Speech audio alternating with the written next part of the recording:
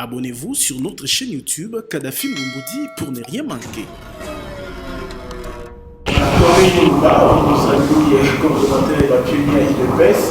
Vous allez monter Oyobiki na Elekouta, École démocratique et indépendant qui nous lève 61 ans après. Est-ce que tu veux que été Congo démocratique et les amis malam pour les cas où il de trop baboy. Tu sais 61 ans. 61 ans, ils ont le côté de la vie en boca. Tu peux relativiser ma camp. Tu progresser sur le plan social, sur le plan économique. Mais Boka ils ont unis. Ok? Boka ils ont unis. Congolais nyonso. Ils ont la Fizi. Ils ont la Kabia Kamwanga.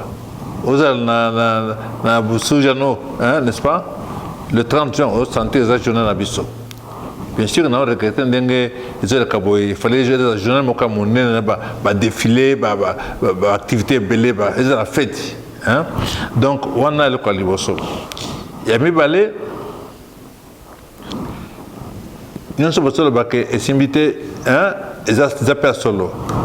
Parce qu'en réalité, on est combien indépendante. Indépendante, on a un papier.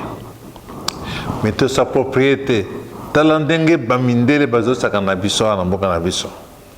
Tananga besoin d'intervenir, ce que vous voulez sa loi bazali. Vous avez constitution bazali. Vous voulez ça la boy bazali. Ba décision sur vos niveaux ça là, faut intervenir. Continuer que désigner na bien la institution besoin d'intervenir. Vous se rappelez makambo tiko de kana na Genève. Ce que va bien ici ba oy bango ba poni pour kuna ba pona nani na kata bango à cause de la présidente de la République RDC. Na ba congolais ba kende kuna. Eza preuve munene ya immaturité politique. Parce que pour kende kuna te pour kende makambo mboka pour kende sur la réunion oy ba mindele bazo diriger oy bango ba convoquer oy pe bango ba financer ça na sens te. Donc côté oyo faut regretter ça manque de maturité, il y a classe politique congolaise. Nous ne pouvons comprendre ma camarade.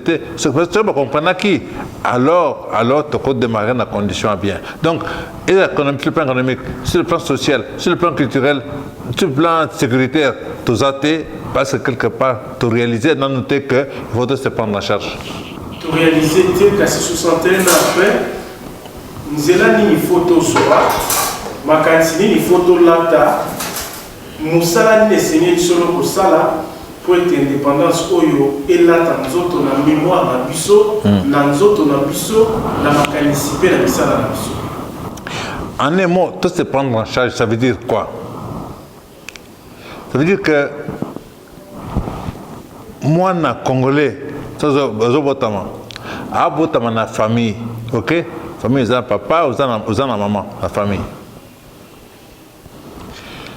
Tout le monde makambo ba mende bazo sala te que voilà makambo parité makambo boy on a prendre bango za prendre bisote moi n'a pas encore la bien as faut dans la famille azana papa azana maman on est liboso il y a mis balé école il faut dans la école publique école de l'état il faut que l'état s'investir dans makambo tali école makambo école conventionnelle catholique et conventionnelle protestante tout kango parce que si vous avez un religieux, l'Église catholique, par exemple, ils sont dirigés par des évêques.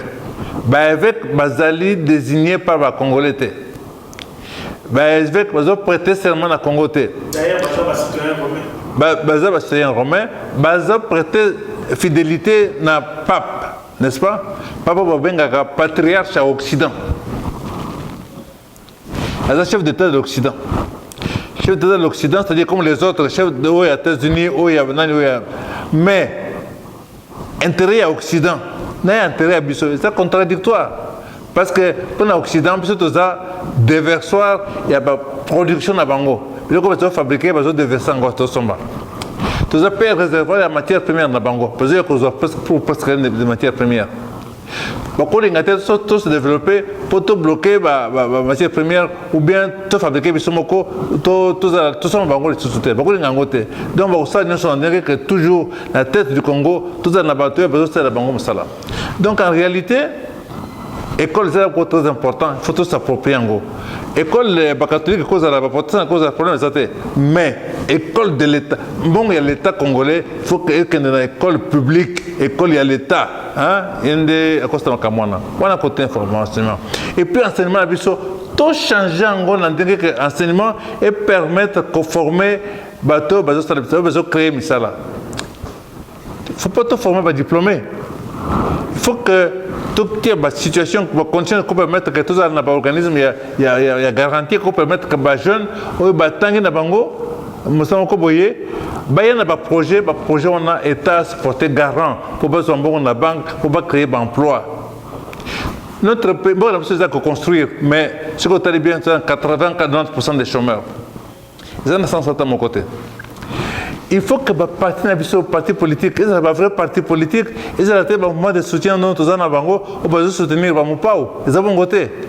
Parti politique, ils ont une idéologie, parti politique, ils ont une structure, ils ont un bureau politique, ils ont un bureau d'études. Dans le parti politique, même chaque année, même tous les 2 ans, il y a un congrès, les dirigeants vont remettre le mandat dans Bango, je vais évoluer. On a progressivement, le parti politique, ils ont libéré le fondateur Nango, ils ont financé Nango, et puis le parti politique va former.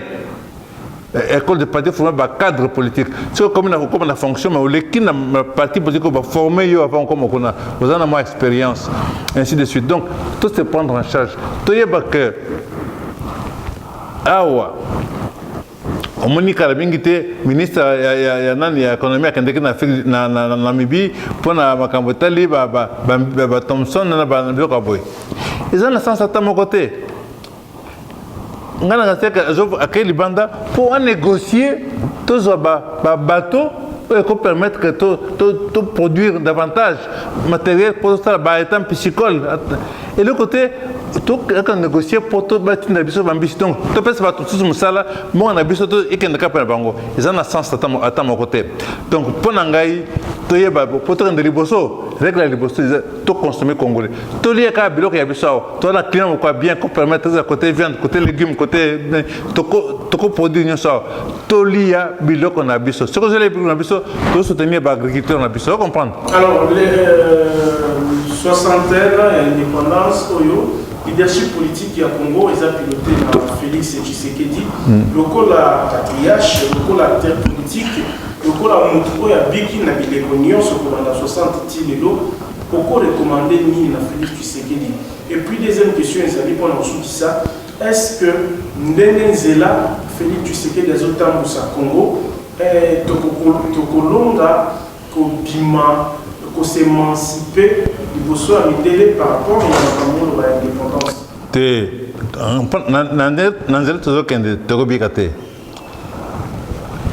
Félix a outil de pèse. Bon, outil de pèse.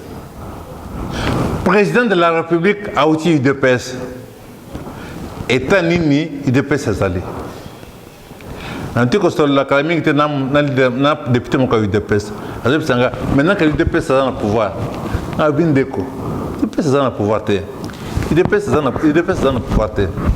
Ce qu'on a tenu, Malasoka Oyo, bato a eu de pèse, donc, député a eu de pèse, n'a ministre a eu de pèse, n'a bureau politique a eu de pèse. Au côté de la salaire réunion, ils ont colonie. Avec Shanghai, tout cela n'a jamais. Mais alors, donc, vous avez pouvoir. Parce que ce qui, vous savez, la réunion, donc, vous avez la vision, vous avez la ligne. Il est président, comme Félix est comme président de la République.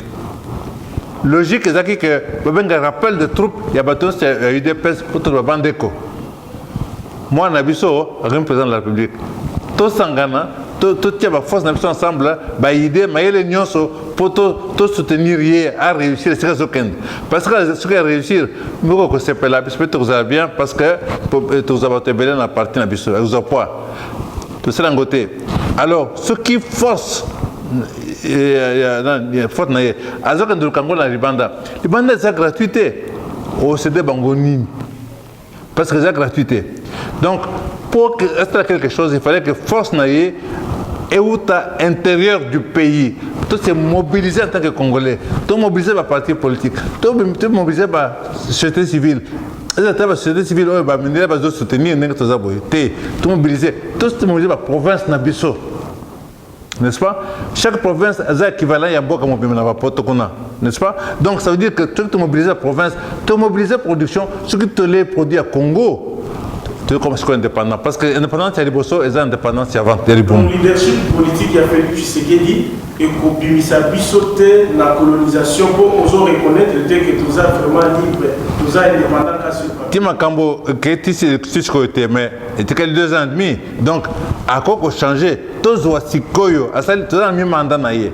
Sikoyo, Toyoka, a la parole, n'est-ce l'autre le 30 juin, a la parole, à la Bandeko. Voilà. Alors, voilà la direction que je proposais, Bino. À partir de maintenant, tout ça, tout ça. Et ça a été promesse, mais ça a engagement politique. Mais l'Union sacrée, ils ont déjà une vision. L'Union sacrée, ils ont le côté. Comment ça? L'Union sacrée, ils ont le côté. L'Union sacrée, ils ont l'idéologie. L'Union sacrée, ils ont le programme. L'Union sacrée, ils ont la charte, ils n'ont pas battu. L'Union sacrée, ils ont été. L'Union sacrée, ils ont été. Aux hommes avant, vous avez la FC7. Au moment où la FCC, vous avez un Joseph Kabila. Vous comprenez? Côté cash, vous êtes aux actes. Mais l'Union sacrée, ils ont été.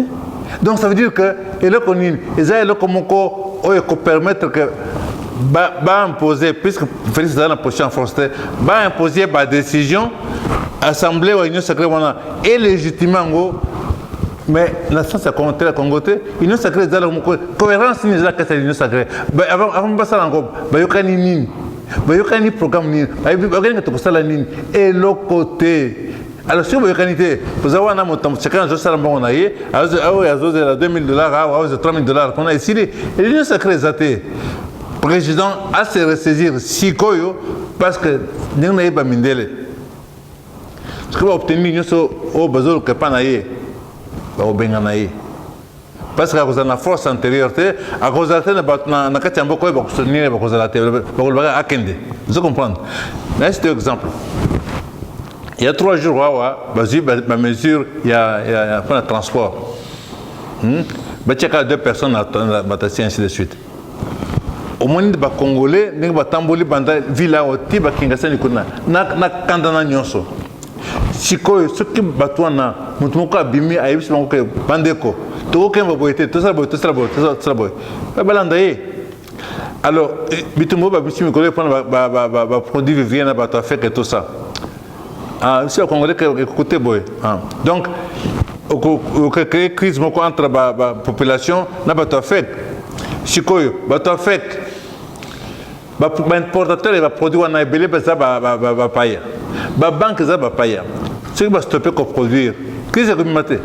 Donc ça veut dire que tout ça là, attention, il faut que le président a se décider, comme Nengalobaka, prendre le taureau par les cornes maintenant. À mi mandat, à la décision qu'on a. Sans cela, on a peut-être un mandat aussi. Merci. Abonnez-vous sur notre chaîne YouTube Kadhafi Mboumoudi pour ne rien manquer.